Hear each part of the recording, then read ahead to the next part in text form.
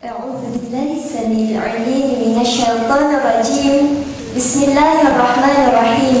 الحمد لله الذي أنزل على عبده الكتاب ولم يجعل له عوجا، والصلاة والسلام على محمد الموحى إليه من ربه نون والقلم وما يسطرون. أما بعد، السلام عليكم ورحمة الله وبركاته.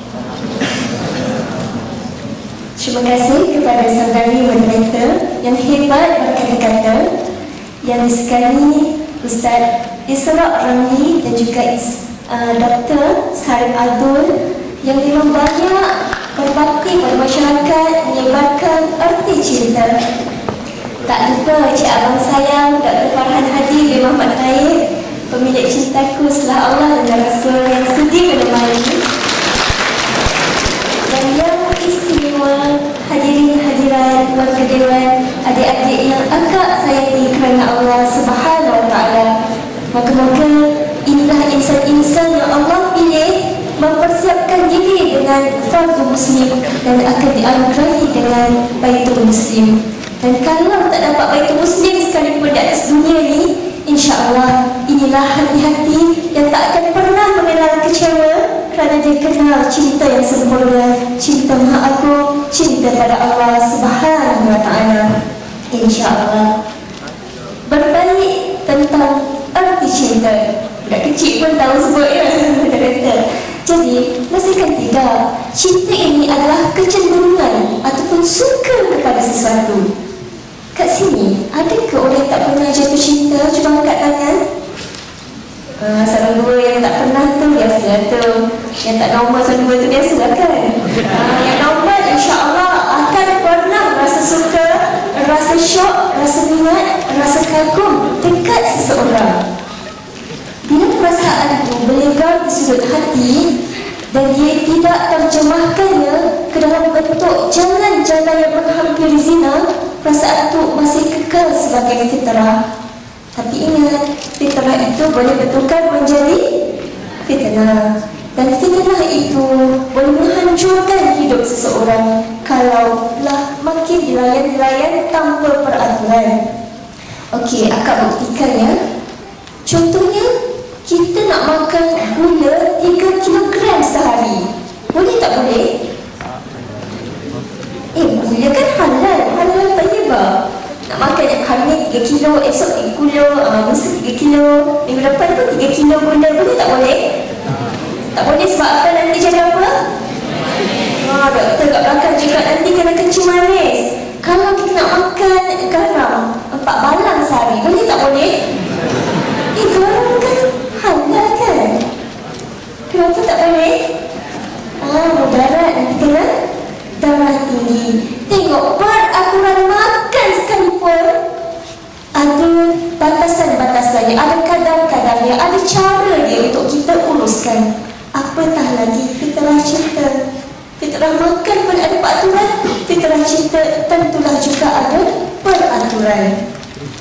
Kita balik semula tentang maksud cinta menurut ulama-ulama muktabar yang kita hormat ilmunya, yang kita yakin perjuangannya, yang kita segani, yang insya-Allah inilah ulama para pewaris Nabi. Kata Profesor Abdullah Nas'ulwan dalam bukunya terkenal Al-Islam wal Hub, cinta itu ialah kecenderungan kepada sesuatu. Al-mailu ila syai', cenderung suka pada sesuatu. Dan kata Ibnu Qayyim Al-Jauziyah dalam bukunya Ar-Rawdatul Muhibbin wa Nuzhatul Mushtaqin, dia kata ada lebih 60 istilah yang dikaitkan dengan cinta. Dan daripada 60 istilah ini dibahagikan kepada 3 kategori. Kategori pertama, cinta itu boleh menjadi ibarat singa dan pedang. Dan cinta inilah yang mengangkat orang hina menjadi mulia, orang miskin menjadi kaya, orang melarat menjadi terhormat. Inilah cinta kepada perjuangan, cinta kepada dakwah, cinta kepada tarbiyah, cinta agung, cinta pada Allah dan Rasulullah SAW, cinta pada keluarga, cinta pada saudara-saudari kita se-Islam. Ini cinta yang boleh berkuasa ibarat singa dan pedang. Itu kategori pertama. Kategori kedua, cinta ini boleh menjadi bencana besar. Inilah cinta yang pernah menimpa dalam tragedi hidup si harimau kayu Tiger Woods. Siannya kan?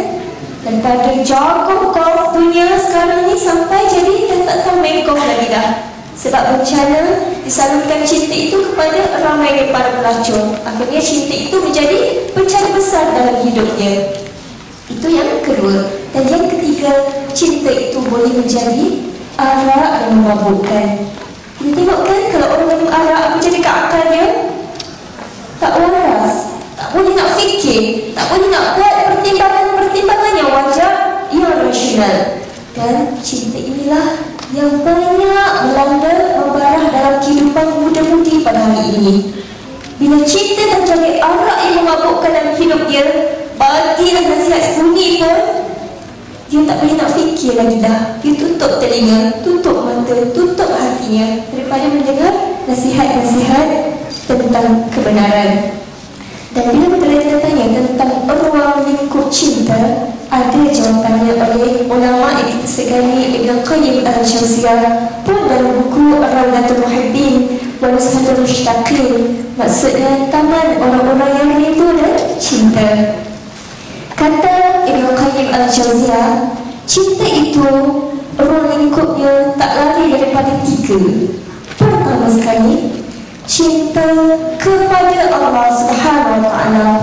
Inilah cinta yang paling agung, cinta yang paling fitrah. Dan fitrah kita manusia perlukan kepada cinta Allah lebih penting daripada perlunya kita kepada oksigen, kepada makan minum, kepada udara, kepada sesama saudara. Kita penting, kita memang hajatkan Allah, memang nakkan Allah, memang nakkan cinta yang sempurna.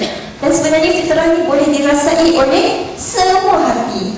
Sama ada dia nak sedar, dia nak hargai ataupun tidak fitrah yang ada ke hati dia tu ataupun tidak.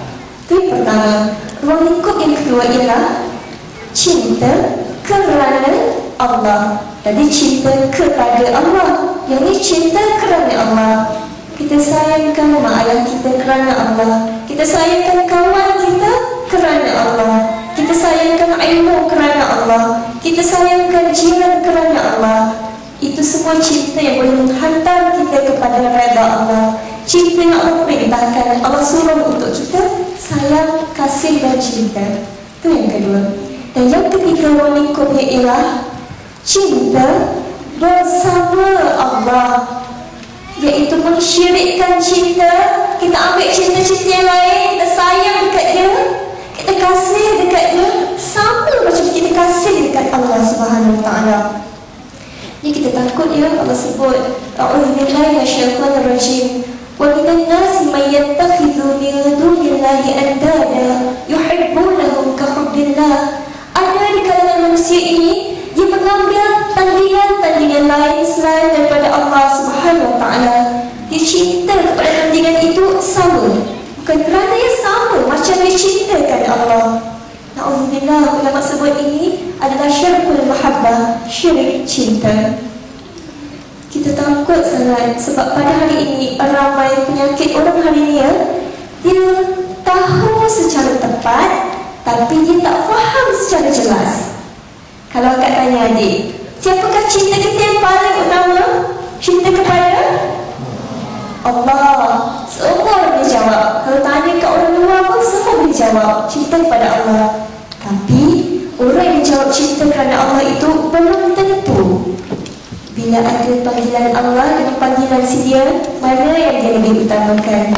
Dalam hidup dia nak zikir ke Allah lebih dia kisah, ataupun nak ingat dekat si dia lebih dia kisah? Itulah kita namakan tahu secara tepat perlu cintakan Allah. Tapi kehidupan hariannya tak faham secara jelas bagaimana dia nak membuktikan, nak cakap dengan Allah, nak ekspresikan cintanya pada Allah, nak kata I love you Allah tu bagaimana dia tak faham secara jelas. Jadi insya-Allah akan kita singkat, akan kita selongkari bersama dua panel lagi lepas ni insya-Allah. Wallahu a'lam. Terima kasih saudara moderator, para merabi cinta yang dikagumi. Seterusnya mawar-mawar agama yang suci terpelihara dan syabab-syabab agama yang matang berwibawa. InsyaAllah kita kupas bagaimana hendak kekalkan syurga cinta. Anda teringat kata-kata Ibnu Qayyim Al-Jauziyah menyebut tentang kaedah cinta. Beliau berkata, cinta itu boleh lenyap bersama lenyapnya sebab. Maksudnya, kalau sebab kita sebarangan untuk kita mencintai si dia, maka sebab yang sebarangan itu akan roboh, akan mudah musnah. Kalau sebab kita tinggi, hebat, agung dan mulia, insya-Allah cinta itu akan bertahan lama, mudah-mudahan hingga ke syurga. Cuba kita tengok ya, banyak keruntuhan institusi rumah tangga yang berlaku pada hari ini biasanya bermula daripada pemilihan asas yang rapuh. Anda gambarkan kalau kita nak masuk ke alam perkahwinan ni ibarat kita nak meredah samudera, nak masuk ke laut. Laut tu kan laut Sabah sebenarnya cantik sangat. Cuba bayangkan sekejap duduk tepi pantai ni, kita nak masuk, nak meredah lautan ni dengan persiapan hanya sampan biasa, ataupun kita nak siapkan bahtera canggih, bahtera serba-hebat. Mana yang lebih bertahan untuk meredah sampai kepada matlamat yang kita tujukan, sampan ke bahtera? Dan tentu logik akal kita boleh fikir, tak kita secara rasionalnya boleh fikir bahtera yang dipersiapkan itu lebih mampu bertahan untuk melalui gelombang, ribut petir, badai, ikan jeruk, ular, berbisa, macam-macam yang ada kat dalam lautan tu. Sebab itulah kita nak masuk ke alam rumah tangga, tapi kita tak persiapkan diri kita, agama kita, akhlak kita, skill-skill kita. Kita kata sebab dah jatuh cinta, takut terlibat dengan zina, kita pun nak kahwin je. Kita kahwin sebab apa? Sebab terhampir kepada jalan-jalan zina. Lepas tu stres nak kahwin. Kemudiannya kita kahwin dalam keadaan persiapannya hanya sampai. Sedangkan komitmen tuntutan yang ada dalam samudera rumah tangga itu hebat sangat dugaannya. Maka fikir-fikirkanlah, kita nak pilih sebab yang sementara, sebab yang rapuh, dan kita nak benda tu kekal.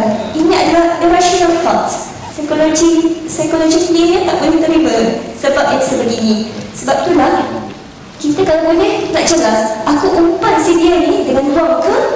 Kalau biasanya lelaki umpan perempuan dengan wang, bersedialah untuk dapat wanita yang kaki pisau syukur.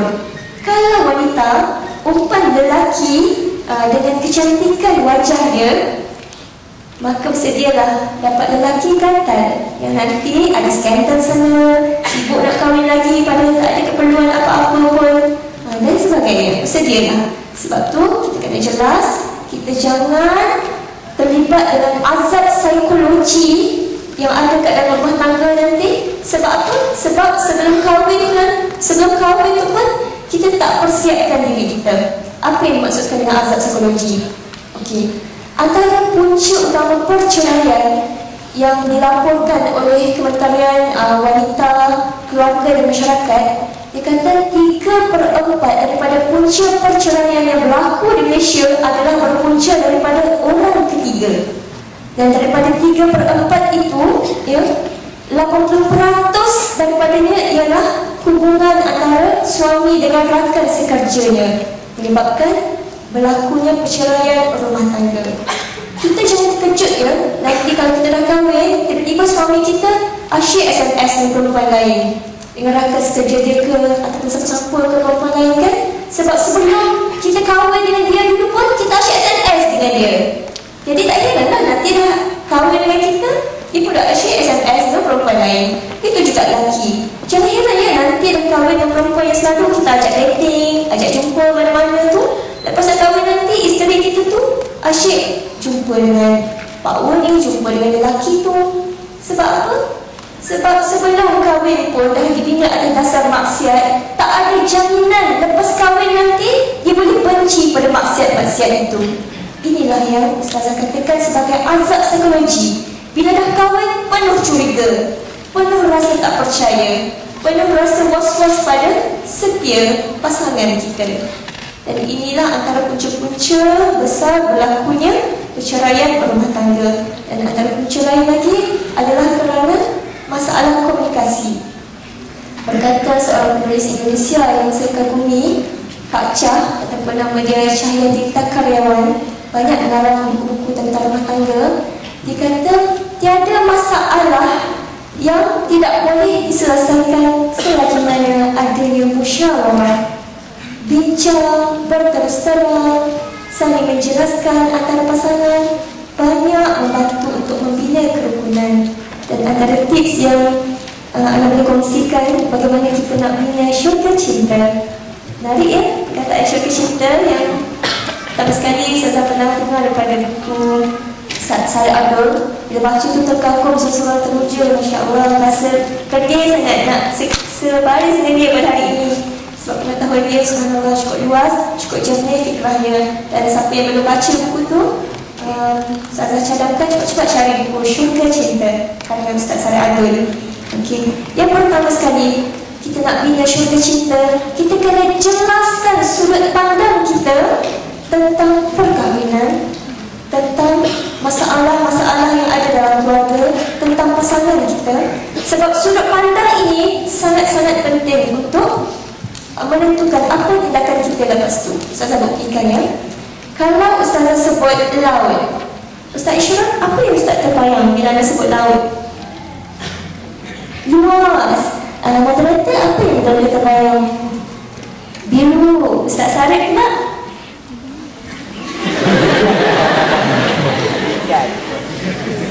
Muasin ada air. InsyaAllah. Subhanallah. Tengok ya, pandangan berbeza-beza.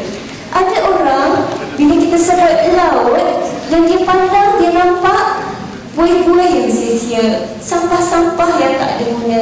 Jadi orang macam ni seronok tak seronok dengan laut?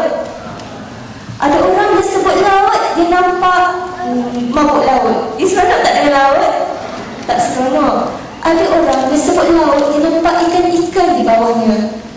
Dia rasa ikan-ikan ini boleh menjadi sumber pendapatan untuk dinafkahkan isteri dan anak-anaknya. Dia seronok tak dengan laut? Seronok. Ada orang, dia tengok laut, dia nampak emas hitam, petroleum kat bawah dia tu, yang mana kalau dia boleh manfaatkan, dia boleh cari gali petroleumnya, dia boleh jadi kaya raya, jutawan yang hebat. Begitu juga cara pandang kita dalam rumah tangga yang kita bina tu. Kalau ada sesuatu masalah, kita pandang masalah ni sampai menyakitkan ke, tak best ke? Kalau kita pandang begitu, maka masalah itu akan jadi sangat-sangat meracuni kita, menyakitkan diri kita. Tapi kalau kita pandang masalah itu sebagai satu peluang untuk kita tambahkan bahaya, untuk kita asahkan lagi kemahiran kita menyelesaikan, kemahiran kita berfikir kreatif dan kritis, maka masalah itu akan jadi rahmat dan nikmat dalam hidup kita.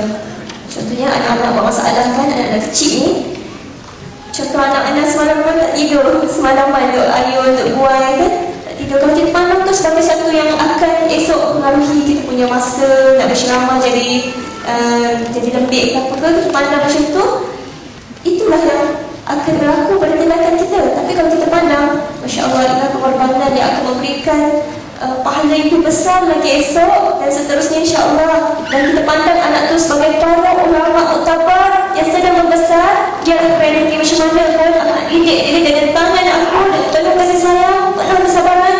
Kita akan rasa apa juga kerana anak ini, inilah cinta aku, inilah kebahagiaanku, inilah satu benda yang aku nak buat sungguh-sungguh, hadapi dengan penuh kelembutan, penuh kesabaran. InsyaAllah itulah yang akan membentuk syurga cinta. Ada masa lagi ke? Kena panjang boleh lagi. Okey. Yang kedua, bila kita nak bina syurga cinta, nak mekarkan kasih sayang dalam keluarga kita, kita kena bawa syurga masuk dalam rumah kita. Macam mana nak bawa syurga ni? Apa yang ada dalam syurga? Ada keindahan-keindahan, kecantikan-kecantikan. Sebab tu isteri tak boleh mempersia-siakan untuk berdandan untuk suaminya. Begitu juga suami tak boleh ambil sambil lewa untuk berkemas-kemas, bercantik-cantik untuk isterinya. Sebagaimana kata Ibn Abbas, dia kata, aku berkemas ataupun bercantik-cantik untuk isteriku sebagaimana isteriku bercantik-cantik untukku. Dan apa lagi yang ada dalam syurga? Firman Allah Subhanahu wa taala, la yasma'una fiha lagwan wa la kidzaba. Kat dalam syurga ni tak ada perkataan yang lama dan tak ada cakap-cakap dusta. Sebab tu kalau dalam alam rumah tangga kita, kita selalu menuturkan kata-kata yang baik, kata-kata yang manis, kata-kata yang memberi motivasi, memberi perangsang kepada pasangan kita, kepada anak-anak kita. Mereka akan rasa hidup bersama kita bagaikan hidup di alam syurga. Penting jaga lisan. Sebab wanita ni terkenal fikiran dia di lidah. Dia suka tuturkan apa saja dia rasa. Jaga-jaga dia, kita takut anak kita nanti kalau kita tak jaga lidah kita, dia membesar dalam keadaan deraan psikologi. Mak asyik sebut bodoh, bahala dekat dia, sebabkan dia rasa aku ni agaknya memang dilahirkan sebagai orang yang bodoh dan bahala, kesian dia. Dan akhirnya deraan psikologi ni mempengaruhi pribadi dia bila dia besar kelak. Okey, seterusnya untuk bina syurga cinta, kita kena jatuh cinta berkali-kali kepada pasangan kita. Sebab apa? Quran yang kita baca tadi, Quran yang sama kan daripada kecil dulu sampai sekarang kan. Tapi bagaimana Quran itu boleh memperbaharui iman kita, recharge iman kita berkali-kali dalam hidup kita sampai sekarang. Tak ada masalah kita baca Quran, insya-Allah boleh recharging balik iman kita. Begitu juga nak pandang pasangan kita sayang kepada Allah ni, nak jatuh cinta, mula sekali kita jatuh cinta kat dia, mungkin sebab agama dia kita ukur melalui dia jaga ikhtilat dia. Dan sekarang kita nak jatuh cinta sekali lagi, dia tengok kematangan dia, kesabaran dia, kewibawaan dia, dan semua itu akan menyebabkan kita rasa pasangan kita ni walaupun pengantin lama dah, tapi sentiasa jadi pengantin baru di hati kita. Okey, kita tengok juga kan, ada pernah tengok kereta antik? Kereta antik, kereta lama kan? Orang yang bijak buat kereta lama tu, dia tata, dia rias. Pada masa sekarang ni, menyebabkan kereta tu jadi bernilai berjuta-juta ringgit. Tak mampu kan nak beli. Hebat, cantik, canggih orang tengok. Begitu juga pasangan kita yang kita muliakan, yang kita sayangi, kita bijak pandang dia, tengok dia secara pandangan penuh cinta. Untuk kita jatuh cinta berkali-kali kepada dia, insya-Allah dia akan jadi sesuatu yang hebat sentiasa di mata kita. Dan yang terakhir, kita kena sentiasa ada agenda soleh dan musleh dengan pasangan kita dan anak-anak kita. Apa itu agenda soleh dan musleh? Kita kena sentiasa dalam hidup berkeluarga ni, kita nak baikkan diri kita, dan bukan nak baikkan diri kita seorang-seorang. Kita nak baikkan pasangan kita. Kalau kita tengok dia ada kelemahan tu bukan untuk kita kritik, bukan untuk kita rentih-rentihkan, tapi kita jadikan itu sebagai peluang untuk kita melengkapi dia. Sebab diri kita pun banyak kekurangan, banyak kelemahan.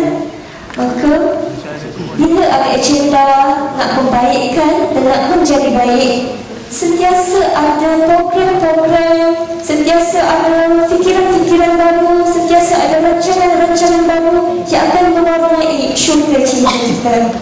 Contoh yang berlaku kan, sabda Rasulullah SAW kata, jika seorang suami bangun di tengah malam, kemudian dia kejutkan isteri dia untuk qiyamul lail dan dia percik air ke muka isteri dia, insya-Allah keluarga ini akan dapat rahmat. Begitu juga kalau isteri bangun di tengah malam untuk qiyamul lail, dia kejutkan, dia bangunkan suami dia, dia percikkan air ke muka suami dia, dan suami dia bangun, insya-Allah keluarga ini akan mendapat rahmat. Itu hadis riwayat Abu Dawud. Begitu juga kalau suami kita tiba-tiba satu hari dia kejut kita kan, bangun qiyam, dipercik air ke muka kita, kita nak bangun dengan tersenyum, nak kata, abang jaga-jaga, esok saya bukan nak kejutkan abang, percik air muka abang. Macam tu lah agenda-agenda yang akan menyebabkan rumah tangga akan jadi manis. Wallahu a'lam. Ada yang isteri dia jadi layak, Allah yang saya sudah jawab. Itu hasil al-dana. Dia kata, kalau seseorang berkawan-kawan akan berkahwin sekalipun dengan seseorang, bila dia nak kenal, nescaya kau tak akan tetap kenal dia sampai dia. Sebab apa? Sebab orang yang berkawan sebelum kahwin ni, mereka akan cuba berlaku sangat baik untuk tunjukkan mereka itu yang terbaik. Hanyalah membazirkan masa. Kalau betul nak kenal selepas kahwin, insya-Allah itu adalah ta'aruf yang sebenarnya. Jadi kita kena ingat satu perkara dalam satu kaedah menyebut al-ibratu bisammayat laysat bil asma. Kita mengambil iktibar dengan apa hakikat di sebalik nama, bukannya nama itu sendiri. Okay, saya terangkan sikit. Saya bagi contoh hotdog. Anjing panas. Buruk tak buruk dengan itu? Buruk kan? Anjing panas. Tapi hakikatnya itu daging yang sedap dimakan. Maka walaupun namanya buruk, tapi hakikat yang baik, bentuk jadi baik. Dan saya bagi lagi contoh. Bunga. Cantik tak cantik nama bunga? Cantik kan? Tapi kalau hakikat itu bunga bank, jadi cantik tak lagi? Bunga bank, riba, faedah. Tak cantik dah walaupun namanya cantik. Sebab tu adik, kalau orang tawarkan cinta pada adik, dia kata saya nak bercinta cara Islam, cara yang baik. Sedap dia dengar nama itu, asma itu sedap. Tapi musammayat, hakikat itu, dia bentangkan kepada kita dengan SMS, dengan SMS yang keluar ni, dengan call, dengan ajak dating, dengan bagi hadiah, maksud bagi kata-kata yang menyebabkan kita tidur malam-malam tu berlantan, pusing kanan, pusing kiri, senyum seorang-seorang, kaya seorang-seorang. Ilmu pun kita jadi tak berapa nak masuk dah sebab asyik nampak muka dia je. Dia menawarkan cinta pada kita dengan nama yang baik, tapi hakikat itu penuh dengan kelalaian, menjauhkan kita